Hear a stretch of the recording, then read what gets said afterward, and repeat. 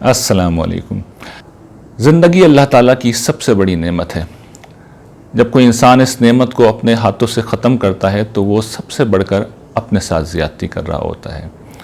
आजकल अखबारात में एक हिंदुस्तानी नौजवान अदाकार की ख़ुदकुशी की ख़बरें आम हैं, और चूँकि ये जो अदाकार होते हैं ये हमारे नौजवानों के लिए रोल मॉडल की हैसियत रखते हैं, तो उनकी जानिब से किए जाने वाले इस तरह के मामलात यानी ख़ुदकुशी जैसी चीज़ें भी इसका इम्कान होता है कि बाइस कशिश हों, वो उनके अंदर कोई रोल मॉडल का एलिमेंट महसूस करें, वो ये महसूस करें कि ये गोया कि कोई करने का काम है।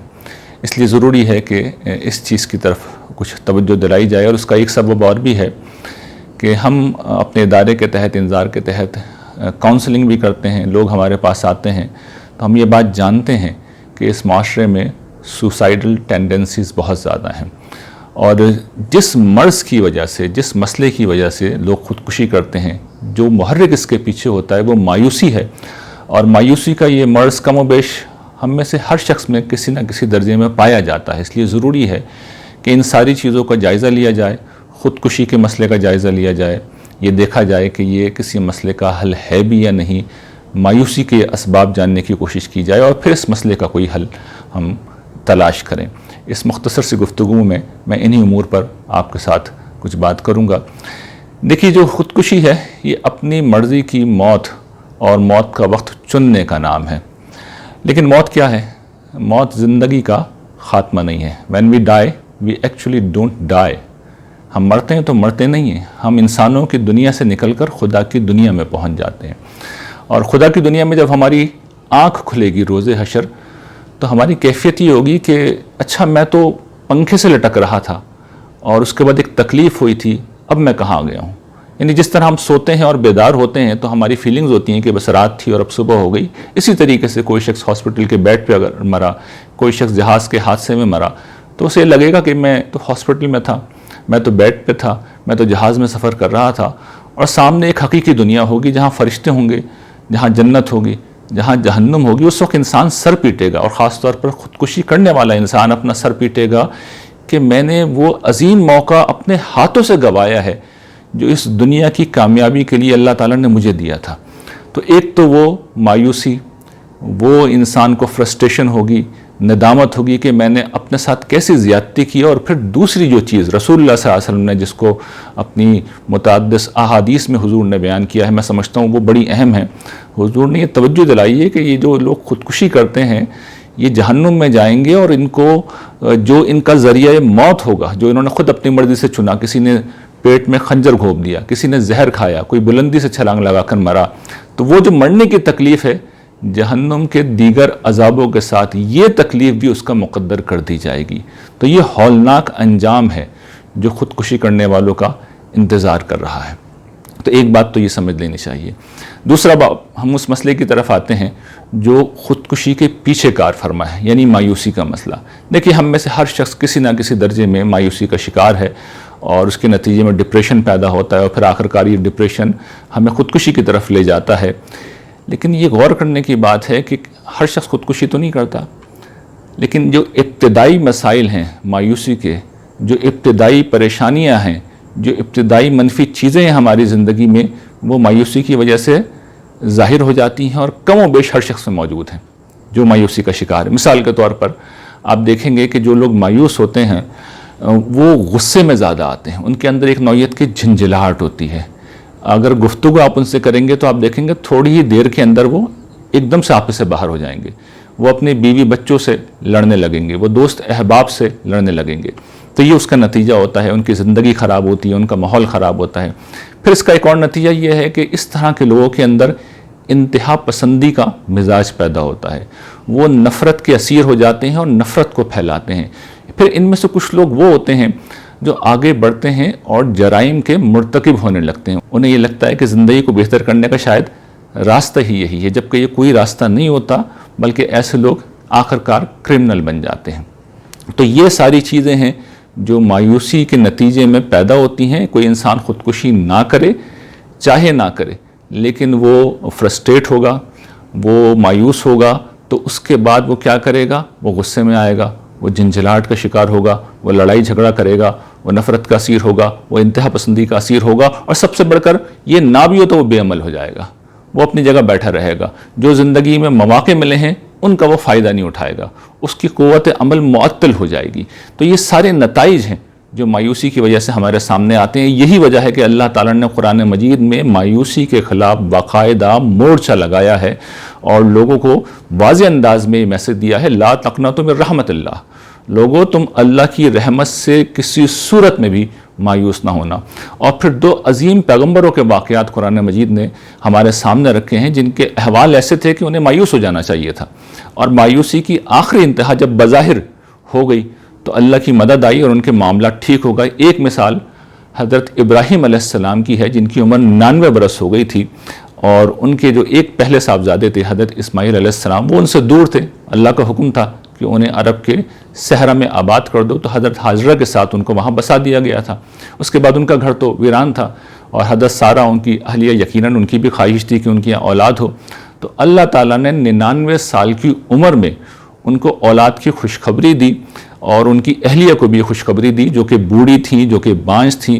اور اس موقع پہ حضرت ابراہیم علیہ السلام نے فرشتوں سے پوچھا کہ کیا میرے یہاں اولاد ہوگی، کہ میں بوڑھا ہو گیا ہوں اور میری بیوی بانجھ ہے؟ تو فرشتوں نے ان سے کہا کہ آپ کے لیے خوشخبری ہے اور آپ مایوس نہ ہوں۔ تو اس وقت جو انہوں نے جواب دیا وہ اصل میں بڑا غیر معمولی جواب ہے۔ انہوں نے کہا کہ دیکھیے، اللہ کی رحمت سے مایوس تو صرف گمراہ لوگ ہوتے ہیں۔ یعنی ان کی بات کا مطلب یہ تھا کہ میں نے اس وجہ سے نہیں کہا کہ میں کوئی گمراہ ہو گیا ہوں اور مجھے شک ہو گیا کہ اللہ تعالیٰ نے یہ پیغام دیا ہے تو یہ پورا نہیں ہوگا، بلکہ I just wanted to make sure, یعنی خوشخبری کو آدمی بار بار سننا چاہتا ہے۔ تو انہوں نے یہ وضاحت پیش کی کہ اللہ کی رحمت سے مایوس صرف گمراہ لوگ ہوتے ہیں، اور میں تو اللہ کا بندہ ہوں، اس کا پیغمبر ہوں، میں تو صرف اس بات کی یقین دہانی دوبارہ سننا چاہتا تھا۔ اور دوسرا واقعہ حضرت یعقوب علیہ السلام کا ہے، جن کے صاحبزادے، محبوب صاحبزادے حضرت یوسف علیہ السلام جب ان سے دور کر دیے گئے تو روتے روتے ان کی آنکھیں جاتی رہیں، اور پھر یہ واقعہ ہوا کہ ان کے جو دوسرے صاحبزادے تھے بنیامین، وہ بھی ان سے دور ہو گئے۔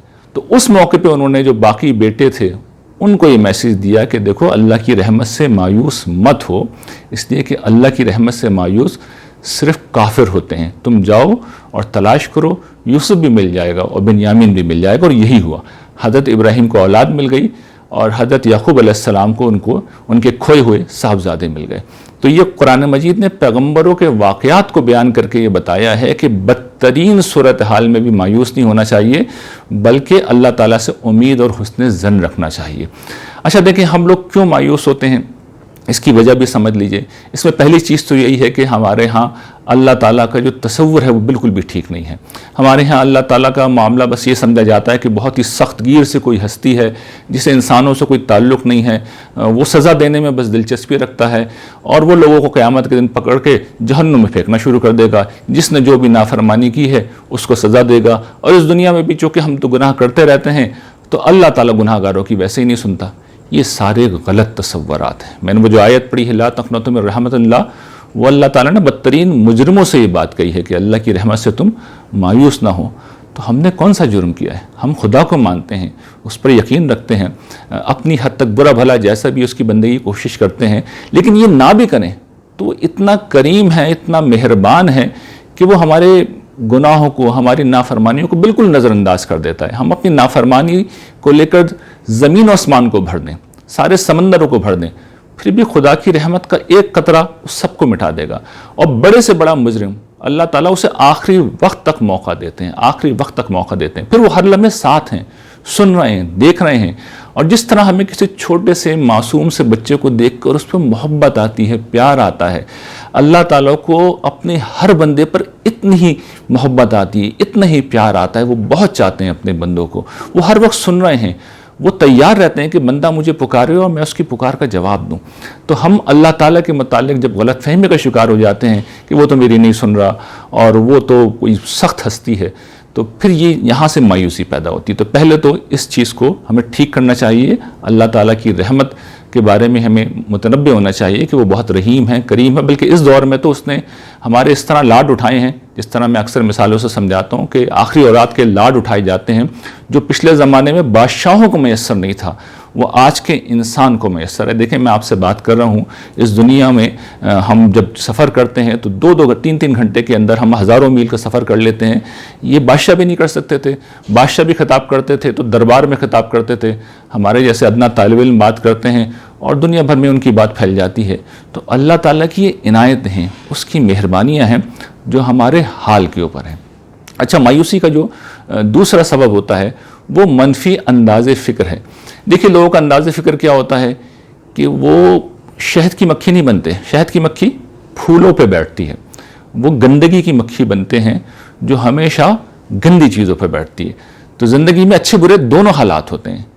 تو انسان کیا کرتے ہیں، زیادہ تر انسان کیا کرتے ہیں، وہ صرف نیگیٹو چیزوں کو دیکھتے ہیں، جو نہیں ہے، جو نہیں ملا، جو مسئلہ ہے، جو مشکل ہے، صرف اس کو دیکھتے ہیں، اور جو ہزاروں لاکھوں نعمتیں ہیں ان کو نہیں دیکھتے۔ جبکہ حقیقت یہ ہے کہ ہر حال میں انسان کے پاس اتنا ہوتا ہے کہ اس کے مقابلے میں جو نہیں ملا ہوتا اس کی کوئی حیثیت نہیں ہوتی۔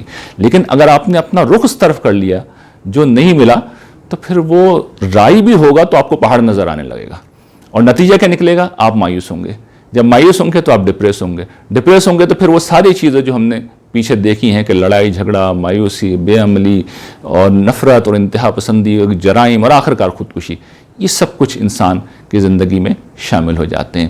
تو نیگیٹیوٹی کو ہمیں اپنی زندگی سے نکالنا ہوگا، ہمیں جو ملا ہوا ہے اس کے اوپر نظر رکھنی ہوگی، اور یہ بات یاد رکھنی ہوگی کہ جو سانس مثال کے طور پر میں لے رہا ہوں، ساری دنیا بھی مل جائے اور ساری دنیا کی ہم سونا بھی جمع کر لیں تو کوئی ہمیں ایک سانس نہیں دے سکتا جو اللہ تعالیٰ دن میں 23,000 دفعہ ہمیں دیتے ہیں، یعنی ہم 23,000 دفعہ سانس لیتے ہیں۔ یہ ایک مثال ہے، آنکھوں کو لے لیجئے، کتنی غیر معمولی نعمت ہے، اور اللہ تعالیٰ اس کے کوئی چارج نہیں لے رہا ہے۔ پورے جسم پہ آپ نظر ڈالیے، ہاتھ، پاؤں، بولنے کی صلاحیت، سننے کی صلاحیت، یہ ایسی نعمتیں ہیں کہ ان کی کوئی قیمت نہیں ہو سکتی، پرائس لیس ہیں یہ، اور ہمیں فری میں ملی ہوئی ہیں۔ تو نعمتوں کو گننا چاہیں تو گن نہیں سکتے۔ تو یہ دوسری چیز ہے منفی انداز فکر جو ہمیں مایوس کرتی ہے۔ اور تیسری اور بڑی اہم وجہ، ہم اس دنیا کے بارے میں اللہ تعالیٰ کی اسکیم نہیں سمجھتے۔ دیکھیے یہ دنیا اللہ تعالیٰ نے پانے کی جگہ کے طور پہ بنائی نہیں ہے، یہ رہنے کی جگہ کے طور پہ بھی نہیں بنائی۔ یہاں لوگوں کو مر جانا ہے، یہاں پہ جب بھی آپ کو کچھ ملے گا تو اس کو جلد یا بدیر چھین لیا جائے گا۔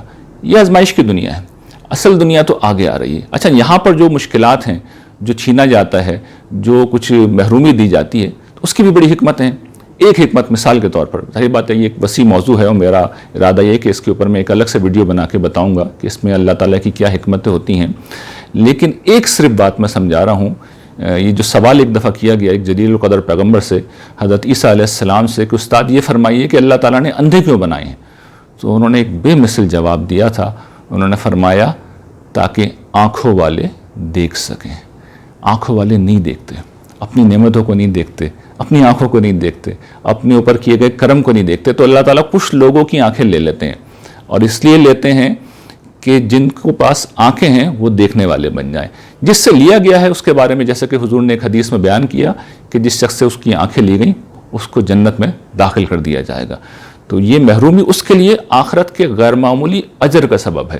تو اس دنیا کی محرومیاں، اس دنیا کی مایوسیاں، اس دنیا میں اگر کچھ نہیں ملا، اس دنیا میں اگر کوئی تکلیف آئی تو یقین کیجئے یہ آخرت کی سب سے بڑی انویسٹمنٹ ہے۔ آپ تہجد کی نماز اگر پڑھ رہے ہیں آخری شب میں کھڑے ہو کر تو آپ کو اتنا اجر نہیں ملے گا جتنا آپ بخار کی حالت میں اجر حاصل کر لیں گے، جتنا آپ محرومی کی حالت میں اللہ کی رحمت کو، اللہ تعالیٰ کے فضل کو تلاش کر لیں گے۔ تو یہ آخرت کے پہلو سے یہ سب سے بڑی انویسٹمنٹ ہے، سب سے بڑی انویسٹمنٹ ہے۔ اور تیسری بڑی اہم چیز جو اس حوالے سے ہے کہ یہ جو اللہ تعالیٰ کی اسکیم ہے، یہ جو مشکلیں ہیں یہ ہماری صلاحیت کو جلا دیتی ہیں، ان کو زندہ کرتی ہیں۔ اگر آدمی کا ذہن پازیٹیو ہے تو پھر اسے پتہ چلے گا کہ انسان کے ذہن کو اللہ تعالیٰ نے ایسا بنایا ہے کہ ہمارے پاس ہمیشہ ہر مسئلے کا ایک سپیریئر سلوشن ہوتا ہے۔ ایک راستہ بند ہوتا ہے، ہم دوسرا کھول سکتے ہیں۔ ایک طریقہ کام نہیں کر رہا، ہم دوسرا طریقہ اختیار کر سکتے ہیں۔ تو ہم ہمیشہ بہتر اپنے معاملات کو کر سکتے ہیں اگر ہم پازیٹیو ہیں، کیونکہ اللہ تعالیٰ نے ہمیں غیر معمولی صلاحیتیں دی ہیں۔ تو خلاصہ میری گفتگو کا یہ ہے کہ اگر ہمیں مایوسی سے بچنا ہے اور پھر اس کے جو نتائج جو میں نے بیان کیے، جو بے عملی سے لے کر خودکشی تک جاتے ہیں، ان سب سے بچنا ہے تو زندگی میں دو کام کیجئے۔ ایک تو یہ کہ اللہ تعالیٰ کے متعلق یہ یقین کر لیجئے، یقین رکھیے کہ وہ ہم سے قریب ہے، سن رہا ہے، دیکھ رہا ہے، مہربان ہے، اتنا چاہتا ہے ہمیں کہ جس کی کوئی حد نہیں ہے۔ اور دوسری بات یہ کہ اگر اس نے کوئی چیز نہیں دی تو کوئی ظلم نہیں کیا اس نے، وہ اپنے بندوں پر رائی کے دانے کے برابر بھی ظلم نہیں کرتا، بلکہ وہ مزید آپ کو کچھ زیادہ دینا چاہتا ہے، جو نہیں دیا اس کے بجائے وہ کچھ زیادہ دینا چاہتا ہے۔